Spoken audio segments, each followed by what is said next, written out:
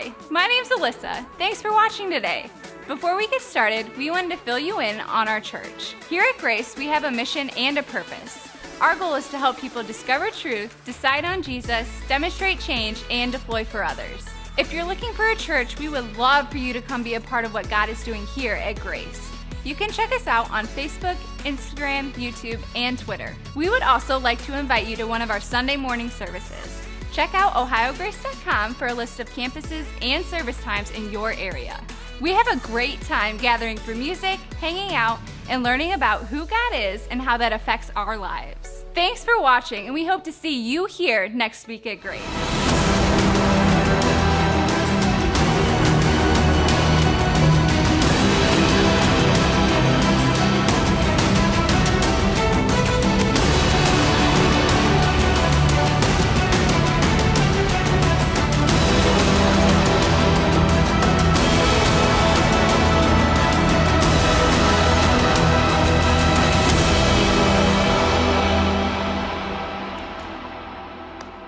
Well, happy Mother's Day, everybody. How you guys doing this morning?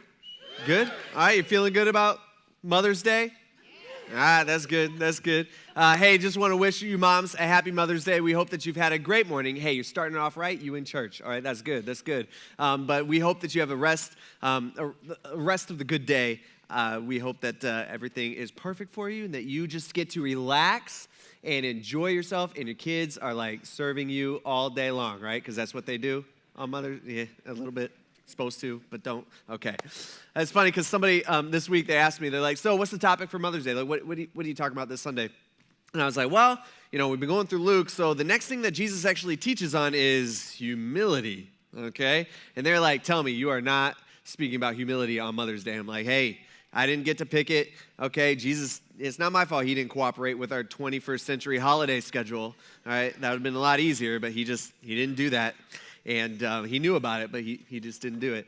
But as most of you know, we have been going through the book of Luke since before Christmas. We've been studying this. And basically what Luke is Luke is just a document that was written by a Greek doctor named Luke, who lived during the time of Jesus, but he did not know Jesus personally. And so Luke, he had heard all the rumors, and he heard these stories about this Jesus guy, and he was doing all these things, and he was saying all these crazy stuff. He's just doing all this incredible stuff. And so Luke decides to investigate. And so he goes and he starts tracking down the eyewitnesses. This would have taken him probably a few years of his life to do. And so he goes and he has the conversations. He asks the tough questions, and he gathers all of the information that he gets. He compiles it all down into one orderly document, and that's the book of Luke that we all have in our Bibles today. Now, the thing that I want to remind us about is that Luke when he's writing this, he is not writing, like in his mind, religious literature. Okay, that's not what he's doing. He's not writing this saying, oh man, I'm going to write something about Jesus, and I really hope that this makes it into the Bible someday, and hey, they might even name this after me. That'd be sweet. Like, he's not doing that. That's not his purpose. What Luke is doing is he is simply documenting the life of a man who claimed to be God. And it happens to be the most, as we look back over the last 2,000 years, he happens to be the most important person, most important man in all of human history. All right, he's the most influential person to have ever had lived, this man named Jesus of Nazareth. And so far in our story, Jesus, he's launched his movement. We watched that. And he has spent the last 2-ish years traveling around from town to town to town and village to village to village. And he's basically teaching people what God is like. And he's healing people and he's helping people. And as you can imagine, when he's doing this, and there's a lot of incredible stuff, as you can imagine, people flock to him. I mean, crowds upon crowds upon crowds come to see the things that he is doing and come to hear the things that he is saying. In fact, Mark, in his account of Jesus' life, he says that so many people wanted to hear the things that Jesus was saying. So many crowds would gather around Jesus and flocked around Jesus wherever he went, that there came a point where he couldn't even go into town anymore because there were so many people and so many crowds and just so much congestion wherever he went. So he had to stay, at times he had to stay out in the countryside, he had to stay out in the outskirts, and people from all the surrounding villages and all the surrounding crowds would come to listen to him, and he would teach them. And so he's been doing that for a couple of years, but then we talked about a few weeks ago how Jesus changes his mindset. He changes kind of his mission. Instead of going from town to town to town and teaching people, he gets his mind, he shifts to focusing on Jerusalem, which is south by days and days of travel. He decides he's going to head to Jerusalem, even though he knows what's in store for him, even though he knows that someday he will be gruesomely killed. And so along the way, he's not in any hurry to get there. Along the way, he's stopping in all the towns and on the villages, but he is generally heading in the direction of Jerusalem. And Luke tells us that on one Saturday afternoon, along the way, he stops in a town, and it happened to be the Sabbath, Saturday. And so when he went to eat, he says, then he went to eat at the house of one of the leading Pharisees who are in town. Now, Pharisees, we've talked about them a whole bunch. These guys were like the top religious leaders of their day. I mean, these guys are super religious. They're leaders. They're influential guys. Generally, these guys did not approve of Jesus, which is interesting because we view Jesus as like the ultimate religious guy, and here's the religious people that are rejecting him. And so these guys, really one of the main reasons why they didn't approve of Jesus was because Jesus didn't follow all their religious rules. All right, he didn't practice religion like they thought religion should be practiced. But somehow here, all right, Jesus gets the invite to this guy's house, but they were watching him closely. And there in front of him happened to be a man whose body was swollen with fluid. Now, it's interesting. You got to remember who Luke is, right? He's a doctor. Okay, so he's like all into this stuff. It was like Peter writing this stuff because Peter was probably there. If it was Peter writing, he'd just be like, yeah, man, there's this dude who was sitting across the table who was like, I mean, he did not look good. Like, he was jacked up, man. Like, that's how Peter would describe it. Here's Luke, Dr. Luke. He's just like, okay, all right. And he was super interested when the eyewitness that he was talking to that kind of corroborated this story, when that guy's just like, okay, yeah, there's this guy. He's like, tell me more about that guy. What was his problem? What's going on? What was his issue? He's like, okay. And so he writes down, he says his body was swollen with fluid. He's got this issue, and he happens to be sitting right in front of Jesus. Now, I don't know why this guy or how this guy got here. It sure looks to me, and a lot of scholars believe that this was a complete trap. Okay? Meaning they placed this guy who had this issue in front of Jesus just to see if Jesus is going to do anything, if Jesus is going to heal them. Because you got to remember, all right? This was the Sabbath day. The religious leaders, they had this big rule that you cannot heal anybody on the Sabbath. That's not, unless it was a life or death situation, that was like off limits. And so it's a trap, but they want to see what Jesus is going to do. So here you go. You got this guy. He's all swollen up. He can barely move, and he's just, it's just not a good thing for him. Have you ever experienced something like that? All right, like you sprain your ankle, it gets all swollen. You know what I'm talking about? Is that hard to move? Okay. Or you break a bone or anything like that. For me, last week, my parents, they brought home my 93-year-old grandmother to Ohio from Colorado. That's where she lives. And so she's going to be here for about a month, which is awesome. And I love talking with her. And the second night that she was here, I think this was like early Wednesday morning, she fell and she broke her wrist, okay? And she broke her wrist, so they go and they got her, she got a cast on. She's got everything she's all fixed up. And it's one of those things where I got to tell my dad, I'm like, hey, Dad, here's the deal. Okay, I want you to listen to me, Dad. I'm trusting you to take care of my grandmother. And you're not doing a very good job right now. Because here she is, 93 years old. She's never broken a bone in her life. And now she breaks one under your watch. Like, this is just not, I'm just saying, the facts are the facts, okay? And so Thursday, I go in to see, I stop by to see my grandma, and we noticed, we're kind of talking about it, her fingers are like super swollen, okay? Maybe this has happened to you at some point in your life. And, but she's got her wedding ring on her finger.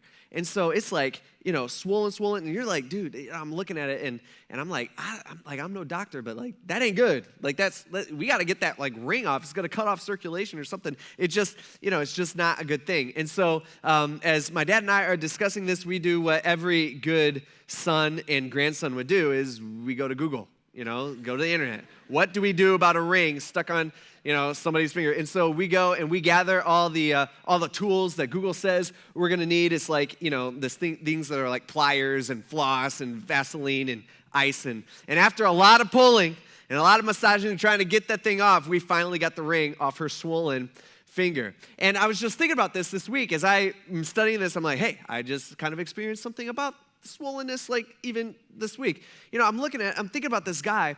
This guy didn't just have swollen fingers. This guy was swollen really over his entire body. And again, for him, he happens to be sitting in front of Jesus.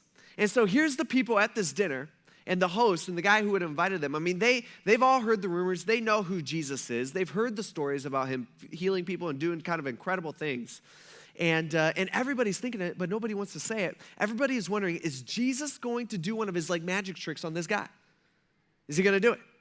Right? Would he dare to do it? He's in this religious guy's house who is completely against that because he's got to follow his rule. Like, how is Jesus going to respond? Is he going to sniff the trap? Is he going to take the bait? Like, what is going to happen here?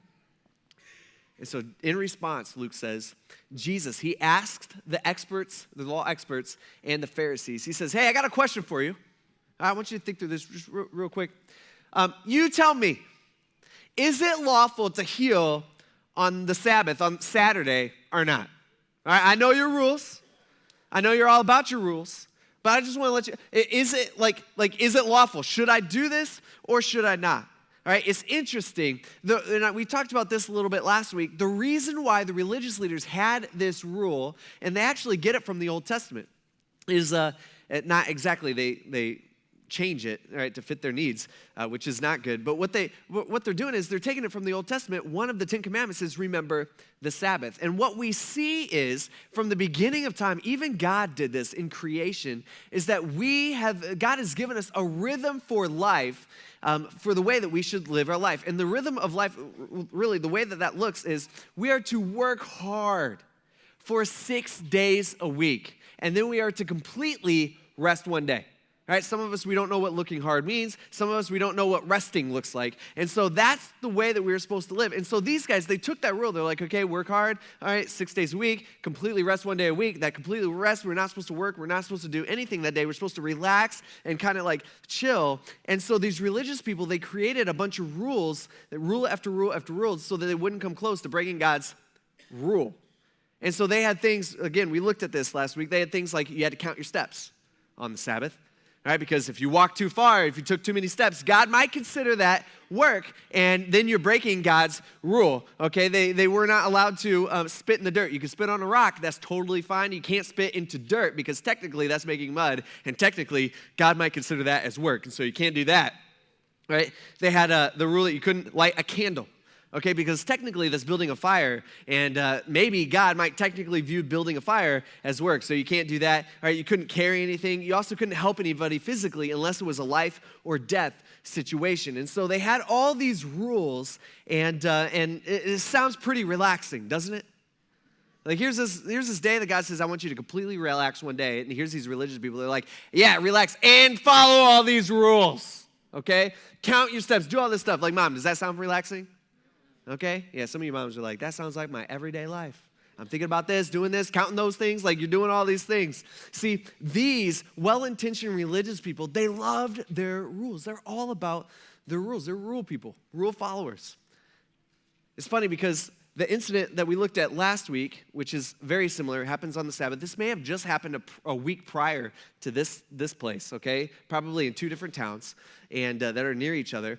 But last week, Jesus, he's in church doing his thing with all the religious people there, right? They're all watching him. They're all making sure he's not doing anything wrong. And that week, Jesus doesn't ask any questions. He doesn't ask their permission, right?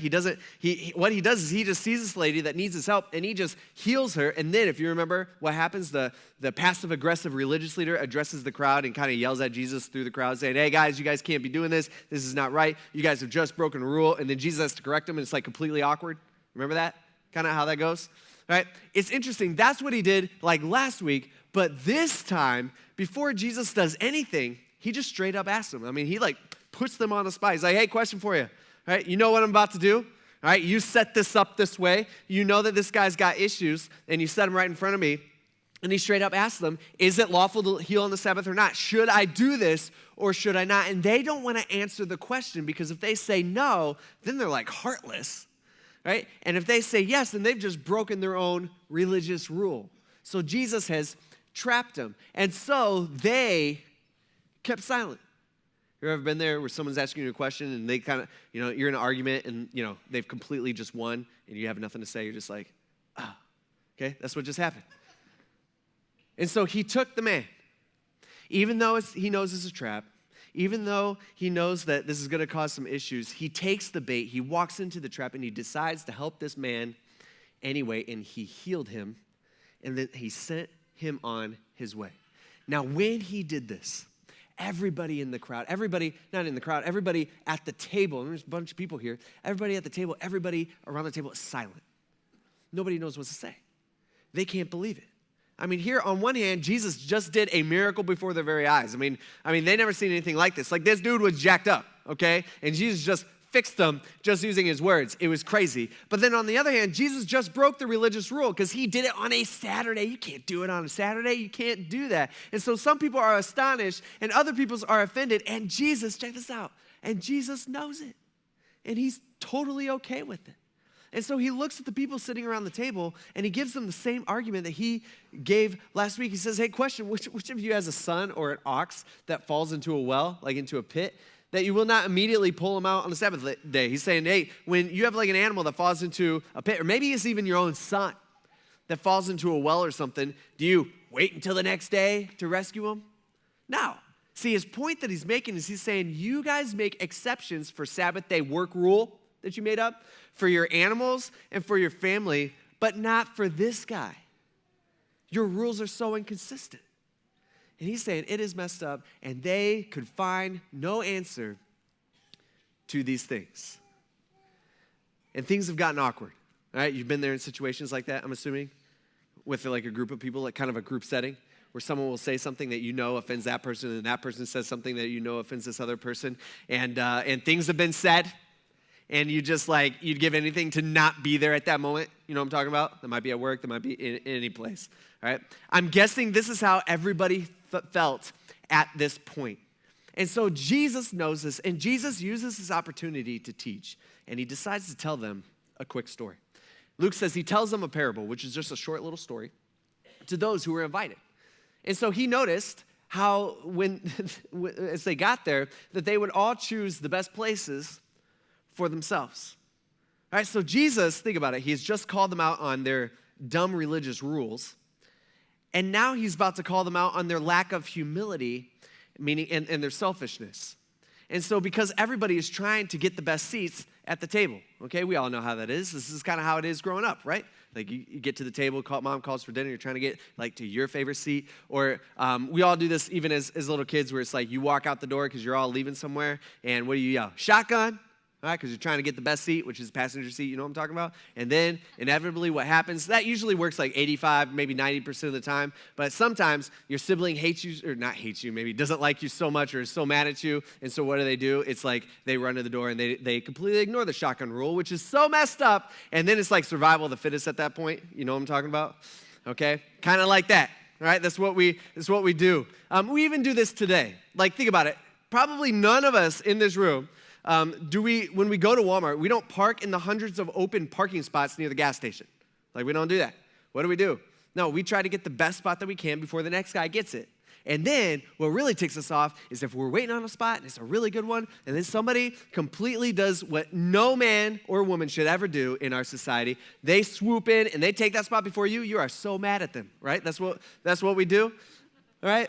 Some of you moms, you're really, really good at when you're at the Walmart or wherever, you're really good at just like circling, kind of hovering around. You know the parking spots. You see the people walking out. You're following them to their car with your eyes. You know what I'm talking about? And so you are doing all that. Why? Because you want to get the best one. Okay? Well, think about it. We do this like when we go to movies. When we go to a movie, we look for the best seats, which is the back section, 6 rows up, exactly in the middle. That's where we want to be every time. All right, when we go through the McDonald's drive-thru, we do the same thing.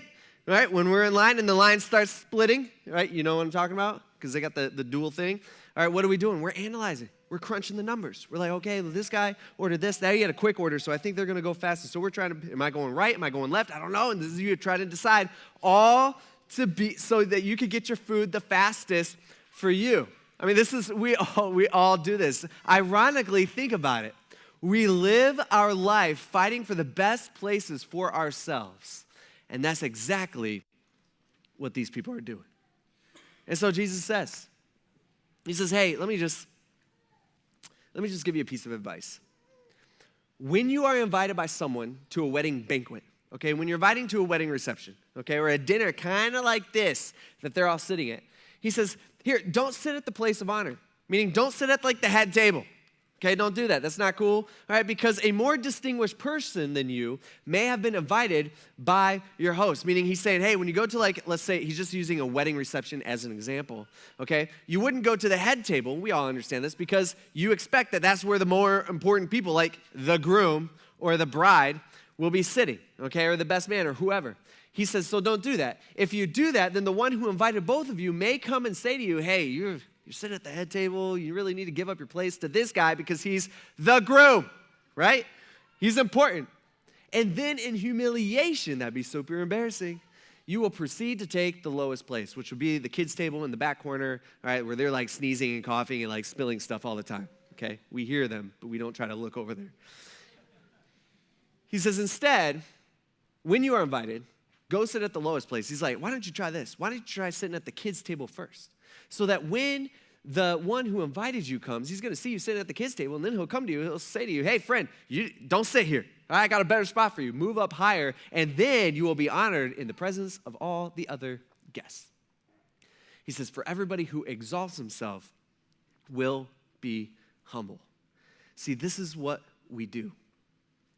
We work very hard to show everybody around us how awesome we are and how smart we are and how competent we are. I mean, just look at your social media. That's the easy way to look. I mean, look at our Facebooks and our TikToks and our Instagrams and our Snapchats or whatever it might be, all right?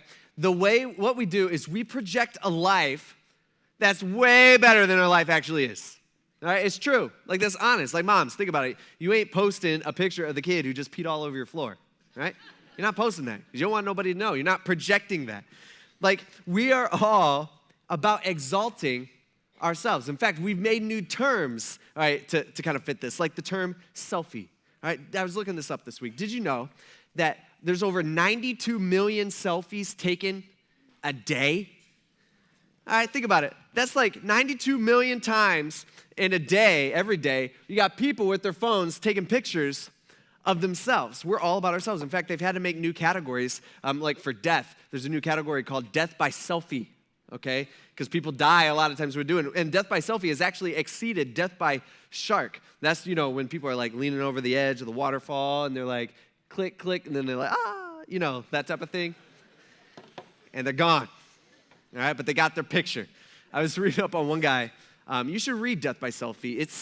It's sad, but it's also like, I don't know, maybe that person, Gene Poole might get, I don't know. That's mean. I shouldn't say that. That's the evil part of me thinking that stuff. But I read about one guy who, he wanted to get a picture of he was trying to get a picture of 1.5 ton walrus, and so he got as close as he could, and the walrus got him, and they found it later on his phone lived. It survived, all right? And that's how they knew what happened, all right? So, not good. And by the way, if you're a grown man in here and you're not sure what a selfie is, okay, I just want to, I respect that. But what you do is you just take your phone, you hold it up, okay, and then you bring it down, and then you bring it down a little bit lower, then you just go ahead and lay it down because you're a grown man. Shouldn't be taking selfies. I'm just saying. We live our life where everything's about us. This is what we all do this. I do this. We live our life, everything is about us. And look what Jesus is doing here. Jesus is calling us out. That's what he's doing. He's calling us out. He says, everyone who exalts himself someday, this is not a good humble, someday will be humbled, implying by me is what he's saying. And then the one who humbles himself someday will actually be exalted, he's saying, by me. By the way, can I just point out what humility is not? Humility is not thinking less of yourself. Right? Some of us, we get this confused. All right? You walking around saying, hey, I'm a loser, I'm a nobody, I'm nothing. That's not being humble. All right? Humility is not thinking less of yourself. It is actually thinking of yourself less. That's what it is. See, humble people don't talk about how much of a loser they are. Humble people actually don't talk much about themselves at all. That's the difference. See, that's the problem with talking about humility. It's funny because the people who need to hear it the most are the people who are least likely to hear it. Like, raise your hand. Like, how many people are really, really, really good at being humble? Okay? Nobody wants to be that guy. So we all see the trap there, right? That's the same thing that's going on with this dinner party, with these people who are sitting at the table with Jesus. Everybody, I mean, can you just imagine what everybody's thinking? They don't know Jesus personally, and here he is. He's this famous teacher. He's this famous rabbi. He's stepped on the scene. He's super popular. He doesn't have the credentials. He doesn't have the schooling that they all have. And so, but here he is, and he just healed a guy in front of him. And now he's talking about how you are all about getting the best spot. And it's just like, if these important people, if they weren't offended that Jesus just broke the religious rules, they're definitely offended now. And there would have been so much tension in this room. And what's crazy is Jesus, he's not done. He also said to the one who had invited him, this was the host.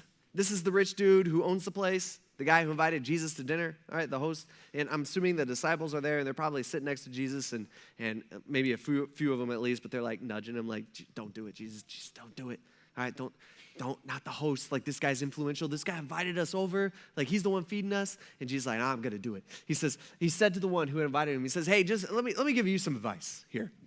All right, when you give a lunch or a dinner, like what we're doing right here, he says, don't invite your friends, right? In which case, what he's actually saying, he's like, hey, don't invite these people. Why would you invite these people here? Again, this is so awkward. Can you feel it?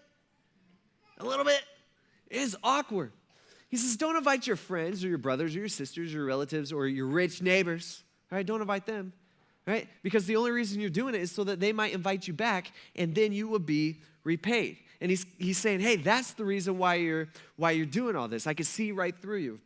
He says, on the contrary, when you host a banquet, invite those who are poor, maimed, lame, or blind. Like, invite all the people that have all the issues, and then you actually be blessed because they cannot repay you. So you won't be tempted to invite somebody just so it's actually selfishness. You won't be tempted to invite somebody just so you could get something out of it later. Invite somebody who can't do anything for you, then you don't have to deal with that temptation. For then you will be repaid at the resurrection of righteousness, meaning someday when you get to heaven, I will personally repay you. All right, that's what will happen. See, he notices here that everyone there are rich and influential. Right? He's looking around, he's like, okay, that guy's rich, that guy's got a bunch of money, that guy is in charge of a whole bunch of stuff. And Jesus, he's there, and we get it, he's not rich. He had the potential to do like miracles and tricks and stuff, which obviously had just happened. And so Jesus, he usually got invited because he was super popular. But what Jesus is doing is he's calling the host out in front of everybody in the middle of dinner. He's saying the only reason why you're inviting these people here, this guy and that person, is that you hope that they will invite you to all of their stuff. See, he went out and invited the who's who. And he probably did this often. This was extremely often in their culture. It's often in our culture as well. Right? Dinners like this is a place where business decisions were made and relationships were built and a bunch of networking was done and deals were struck. Right? We do this again. We do this today. But at the end of the day, what Jesus is pointing out here is he's saying you aren't hosting this dinner out of the generosity of your heart. You're not. He's saying you're hosting this dinner to advance you. See, Jesus, he looks at the heart. He's saying you're hosting this dinner to exalt you. The whole dinner is actually about you, is what Jesus is saying in front of the entire table. And the people at the table, they don't know what to think. Jesus has just taken this conversation to another level of awkwardness. And what these people who, without knowing, right, got the privilege of having dinner with God, what these people didn't understand is that Jesus was the perfect example of humility, and he was sitting right in front of them. In fact, Jesus is literally on his way to give up his life for them and for us. In fact, a few years later, Paul describes this for us. He describes exactly what Jesus did. He says, Jesus, who existing in the form of God, meaning he was God. He had all the attributes of God. He did not consider equality with God as something to be exploited, meaning he did not consider, like he had everything that God would want, that God had. He had it all. He had everything. It was his right, but he didn't use it, all right, to benefit himself. Instead, what he did was he emptied himself. Right? It's like this idea that he's saying, hey, Jesus had all the power and all the glory, and he had angels that were constantly singing to him and angels that were declaring. They constantly were shouting to him 24/7, calling him holy, holy, holy, as Jesus sat on the throne room in the throne room of God, and all was his by right. Like he owned it, and he had it, and he had it all. But at the same time, he didn't consider it as something to be used for his own advantage, like we would. Instead, he emptied it.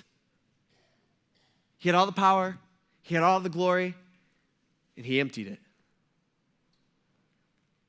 How? By assuming the form of a servant. Meaning God of the universe came here, down here to the dirt, to serve. How? Taking on the likeness of humanity, he wrapped himself in a human body, and when he had come as a man, Paul says, which is even crazier, it says he humbled himself by becoming obedient to who? Obedient to his creation, to the point of death, even death on a cross. Even the worst way to go. He's saying God humbled himself, meaning he was a big deal. He was actually a big deal, but never acted like a big deal, meaning he never walked around playing the God card saying, hey, you can't do that to me. I'm God. He didn't do that. He never leveraged his who he was for his own advantage. In fact, he made himself a nobody for us. It's the ultimate example of humility.